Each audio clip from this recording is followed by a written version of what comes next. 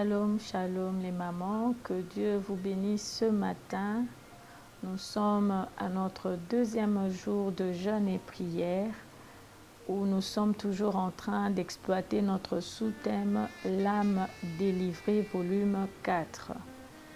Et hier, nous avons eu à exploiter l'âme délivrée du trône familial. Et aujourd'hui, le Saint-Esprit nous emmène à exploiter l'âme délivrée des autels familiaux. Alors, le Saint-Esprit nous a emmenés à exploiter le livre de Juges au chapitre 6, à partir du verset 17 jusqu'au verset 29. Mais nous allons expliciter étape par étape selon les versets qui nous concernent. Dans le premier verset, le verset 17, on nous parle de Gédéon. Gédéon était un fils de la tribu de Manassé et il était en train de la tribu de Manassé, effectivement, il était en train d'évacuer ses occupations où il aura la visitation de l'ange de l'Éternel. Et quand l'ange de l'Éternel lui a apparu, c'était pour lui annoncer qu'il délivrait le peuple d'Israël de la main de Madianites. Alors Gédéon va faire quelque chose. Après qu'il ait eu à parler avec l'ange de l'Éternel, qui lui a dit que c'est toi que j'ai choisi pour aller délivrer le peuple d'Israël, il dit si réellement, c'est Dieu qui a parlé, attends ici et que moi je puisse t'offrir une offrande pour que cela soit un signe que réellement Dieu m'a parlé. En d'autres termes, même pour le peuple d'Israël, pour entrer en contact avec Dieu par l'autel, parce que le tabernacle n'existait plus, ils savaient que Dieu parlait au travers des autels. Et lorsque Dieu parlait au travers des autels, les signes qu'ils avaient, c'était par les offrandes qu'il offrait sur l'autel, qui étaient consumées par le feu, pour dire que réellement Dieu a agréé, que réellement Dieu, par l'Esprit, communiquait à notre corps physique et réellement entrait en contact avec nous. Si nous lisons aussi toujours dans le livre de Genèse avec Abraham, nous verrons au chapitre 17, si je ne me trompe pas, qu'il a eu lui aussi à offrir sur l'autel des sacrifices et quelque temps après, il verra que ces sacrifices ont été consumés par le feu. C'était le signe que Dieu a agréé et au travers l'autel, Dieu a parlé.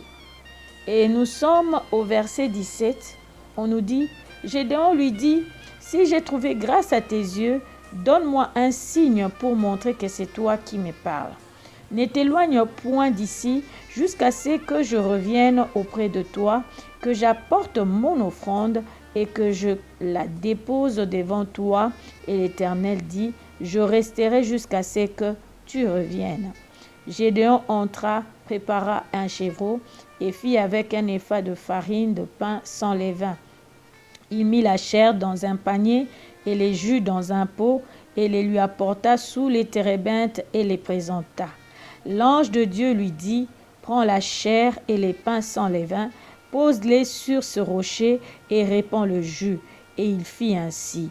L'ange de l'Éternel avança l'extrémité du bâton qu'il avait à la main et toucha la chair et les pains sans levain. Alors il s'éleva du rocher un feu qui consumant la chair et les pains sans levain, et l'ange de l'Éternel disparut à ses yeux. Ici, nous comprenons que l'Éternel, quand on parle de l'ange de l'Éternel, c'est l'Éternel lui-même. Il vient entrer en contact avec Gédéon au travers de l'autel. De la même manière, l'Éternel parle par les autels à l'homme physique, par son esprit. De la même manière aussi, les divinités, les parler aussi au chef de trône ou aux chefs des tribus ou aux chefs des familles par les autels. Et ici, Gédéon fait une chose. Il fait un sacrifice, une offrande sur l'autel qui est agréé aux yeux de l'Éternel. On nous dit, il met le pain sans levain, il met la chair des chevreaux qui est consumée et agréée aux yeux de l'Éternel. Je voudrais juste attirer l'attention à une femme de valeur qu'il existe des autels spirituels. Les autels spirituels établis par les chefs des trônes qu'on a vus hier, qui avaient le pouvoir sur toute la famille. Et de ces autels qu'ils ont eu à ériger, c'était dans le but de recevoir un pouvoir en retour. Et de ces pouvoirs en retour, eux aussi, ils ont eu à poser des offrandes sur ces autels, des sacrifices et des déclarations. Et de ces sacrifices et de ces déclarations, les divinités ont eu à approuver. Et c'est ce qui influence et qui crie en notre défaveur. Ces autels crient en notre défaveur. Ces autels réclament nos vies. Quelqu'un va me poser la question, comment? Oui, le chef de terre, le chef coutumier, le chef de village est entré en connexion avec ces divinités. Il a eu à faire des sacrifices et il a eu à prononcer des paroles. Où il dira par exemple, je donnerai toutes mes filles aux divinités pour qu'ils les servent. Je donnerai toutes les finances, je donnerai les maternités, je donnerai leurs biens, je donnerai leurs taureaux, je donnerai leur production, je donnerai leurs dîmes, afin que je puisse me maintenir dans ce pouvoir et que je puisse contrôler tout mon peuple. Et les divinités agréent et ces autels, dans ces autels, les divinités, non seulement ils agréent, ils déclarent des paroles qui restent sur toute une génération, 3e, 4e génération. Alors, le Seigneur ne veut pas que nous puissions rester dans de telles conditions où les autels de famille crient en notre défaveur. C'est que j'ai aimé l'acte que Gédéon a posé en déposant l'offrande sur l'autel. C'est une forme d'entrer en contact avec Dieu. C'est une forme d'entrer en adoration avec Dieu. Bien-aimé, la première autel que nous devons bâtir pour éliminer les autels qui crient en notre défaveur, c'est l'autel d'adoration. Par l'autel d'adoration, nous arrivons à entrer en contact réel avec notre Dieu. Il nous dit, l'heure vient où les vrais adorateurs adoreront Dieu en vérité et en esprit. C'est par l'adoration que Dieu descend et il brise des chaînes.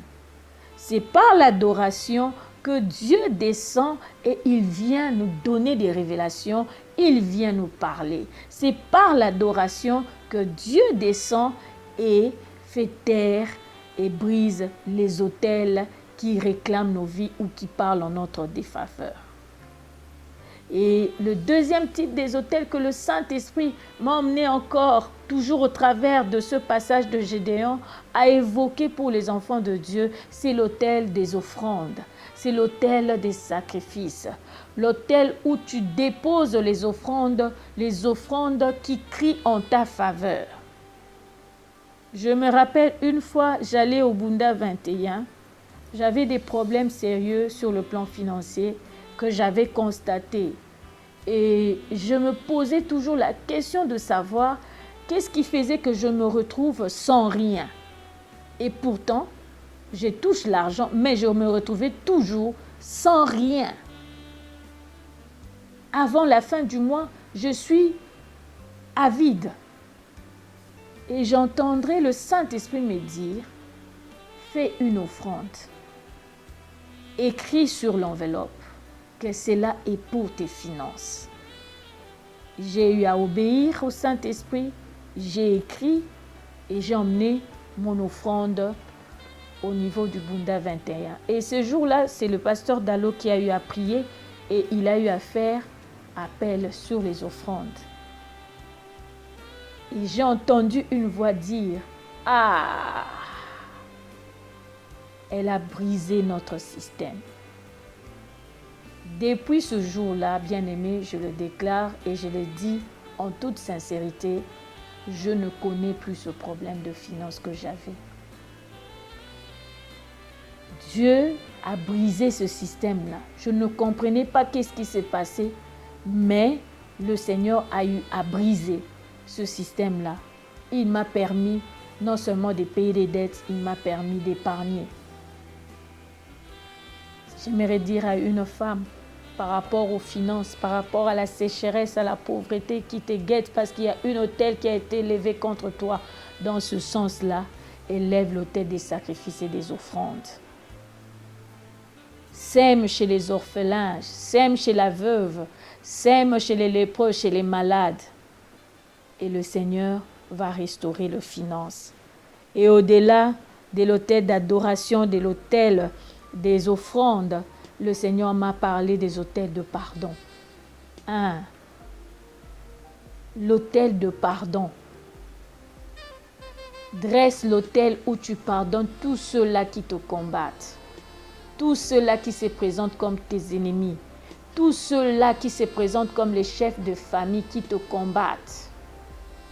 Tous ceux-là que tu connais spirituellement, que ce sont eux tes ennemis.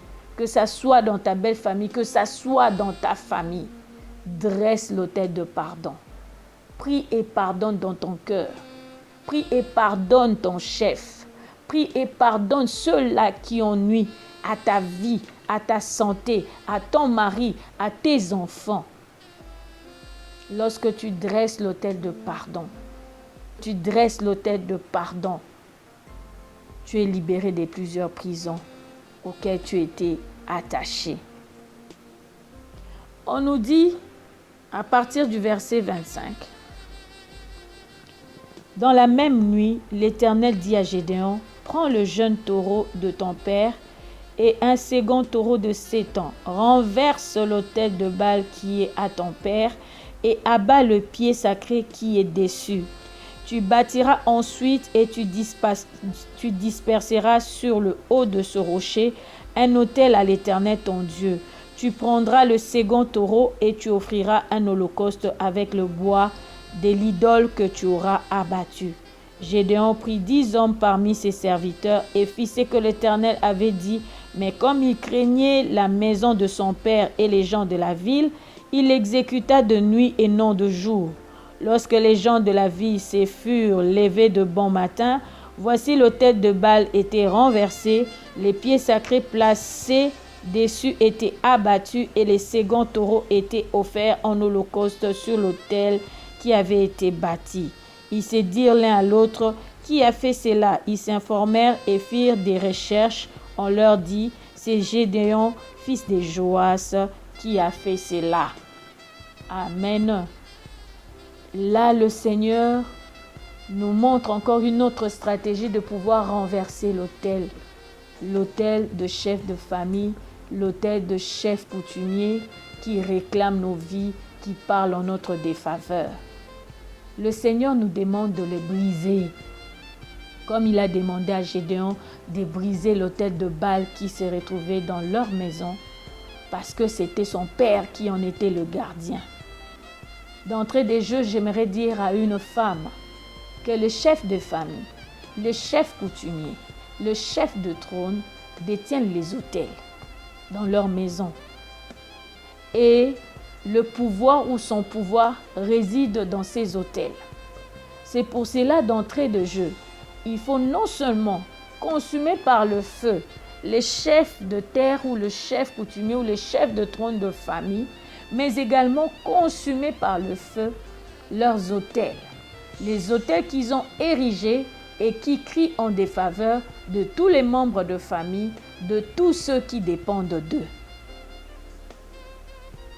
Le Seigneur nous a donné l'autorité de marcher sur le scorpion et les serpents. Il nous a donné l'autorité de briser les autels et de le consumer par le feu. Et c'est ce qu'on fera ce matin. Au-delà de briser ces autels, le Seigneur a demandé à ce que Gédéon puisse rebâtir un nouveau autel. Alléluia. Nous allons rebâtir un nouveau autel dans nos vies. Cet autel, c'est seulement l'œuvre de la croix. Cet autel, c'est seulement la croix de Jésus que nous allons planter. Que nous allons planter pour qu'il puisse régner sur nos vies, qu'il puisse régner à la place de ces autels qui régnaient dans nos vies. Et que l'autel de sacrifice de la croix puisse crier maintenant en notre faveur. Qu'il puisse crier travail en notre faveur. Qu'il puisse crier bonne santé en notre faveur. Qu'il puisse crier maternité en notre faveur.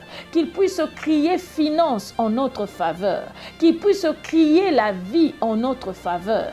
Qu'il puisse crier tout ce dont nous avons besoin. C'est pour cela, à la croix, on dit Christ a tout accompli. Bien-aimé, j'aimerais que tu puisses réaliser que l'autel que tu dois bâtir maintenant, c'est l'œuvre de la croix. Les planter dans ta maison, le planter dans ton corps, les planter dans tout ce qui constitue une maison par laquelle le feu de l'Esprit doit passer pour pouvoir approuver afin que la gloire de Dieu se manifeste dans nos vies. Je ne sais identifier ton autel. Si ce n'est le Saint-Esprit qui peut te révéler. Mais d'entrée de jeu, tu as le pouvoir de briser toute forme des autels, quelles que soient leurs origines. Que ce soit de la famille de ton père, que ce soit de la famille de ta mère. Tu as le pouvoir de le briser. Tu as le pouvoir de briser les autels qui ont été érigés par des féticheurs, par des marabouts, où on a cité ton nom, où on a posé ta photo. Tu as la possibilité de briser les autels qui ont été érigés, ne fût-ce que parce que tu as eu à manger quelque chose qui t'a été offert par une tierce personne, étant donné que c'était une viande sacrifiée aux idoles. Il y a eu le pouvoir sur ton nom, sur ta vie, et de te placer aussi sur ton autel. Tu as le pouvoir de le briser. Tu as le pouvoir de briser toutes sortes d'autels qui s'érigent et qui crient en ta défaveur, en défaveur de ta santé, en défaveur de ton travail, en défaveur de ton affectation, en défaveur de ta promotion, en défaveur de tes finances, en défaveur de ton mariage, de ta maternité. Tu as le pouvoir de le briser. Tu as le pouvoir de briser les autels des célibats qui ont été érigés dans ta famille. Tu as le pouvoir de le briser. Tu as le pouvoir de briser les autels qui ont été érigés pour pouvoir hypothéquer organe par organe de ton corps. C'est pour cela aujourd'hui tu te réveilles, tu as telle maladie, telle autre, et ainsi de suite. Tu as le pouvoir de briser tous ces autels. Et aujourd'hui, nous allons rebâtir l'autel de Jésus-Christ et la gloire de Dieu par l'Esprit Saint va passer au travers de nous et nous serons délivrés. Que Dieu bénisse sa parole.